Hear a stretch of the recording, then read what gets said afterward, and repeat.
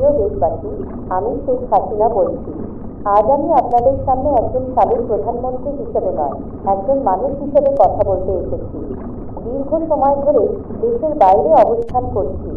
এই সময় আমি বহুবার নিজের সিদ্ধান্ত, নিজের ভুল এবং দেশের ঘটনাগুলো নিয়ে গভীরভাবে ভেবেছি। স্বজন হারানোর যে বেদনা আজও ভুলতে পারেনি। যারা সন্তান হারিয়েছেন, যারা ভাই, বোন, বাবা কিংবা মাকে হারিয়েছেন, তাদের কষ্ট আমি কল্পনাও করতে পারি না। সেই শোক আজও আমাকে তাড়িয়ে বেড়ায়। আজ আমি স্বীকার করছি, আমি অন্যায় করেছি। আমি এমন কিছু সিদ্ধান্ত নিয়েছি যা দেশের মানুষের আস্থা নষ্ট করেছে। আমি জনগণের সঙ্গে প্রতারণা করেছি। এমন অনুভূতি যদি মানুষের মধ্যে জন্ম নিয়ে থাকে, তার দায় আমি এড়াতে চাই না। 5 আগস্ট এবং তার আগে পরে ঘটে যাওয়া ঘটনাগুলোর জন্য যে ক্ষত সৃষ্টি হয়েছে, তার নৈতিক ও পলিটিক্যাল দায় আমি নিজের কাঁধে নিচ্ছি। একটি রাষ্ট্রের সর্বোচ্চ দায়িত্ব থেকে যা কিছু ঘটেছে, তার দায় থেকে আমি নিজেকে মুক্ত মনে করি না। আমি আজ জুলাই গণ অভ্যুত্থানের প্রতি সম্মান জানাই। ইতিহাসে মানুষের ন্যায্য অধিকার, মতপ্রকাশের স্বাধীনতা এবং ন্যায় বিচারের দাবি সবসময় গুরুত্বপূর্ণ।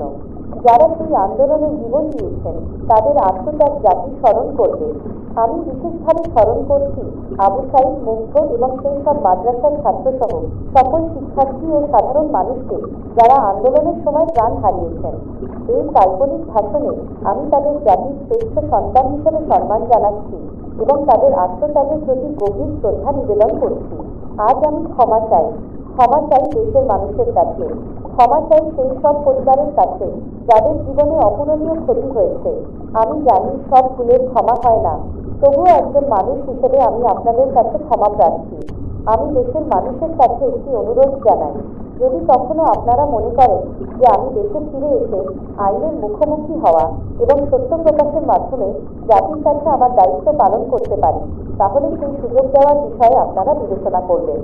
আমি চাই ভবিষ্যৎ প্রজন্ম একটি শান্তিপূর্ণ, গণতান্ত্রিক এবং মানবিক বাংলাদেশ গড়ে তুলুক এবং রাজাকারদের নাতি পুতিনের চাকরির সুযোগ দিব। বাংলাদেশ কোনো একজন ব্যক্তি বা দলের নয়, বাংলাদেশ 18 কোটি মানুষের। আমাদের বিভক্তি নয়, ঐক্য দরকার। প্রতিশোধ নয়, ন্যায় বিচার দরকার। ঘৃণা নয়, সহমর্মিতা দরকার। সবশেষে আমি আবারও নিহতদের প্রতি গভীর শ্রদ্ধা জানাই এবং আহতদের দ্রুত সুস্থতা কামনা করি। আল্লাহ আমাদের সবাইকে সত্য, ন্যায় ও মানবতার পথে চলার তৌফিক দান করুন। জয় বাংলা, জয় বঙ্গবন্ধু।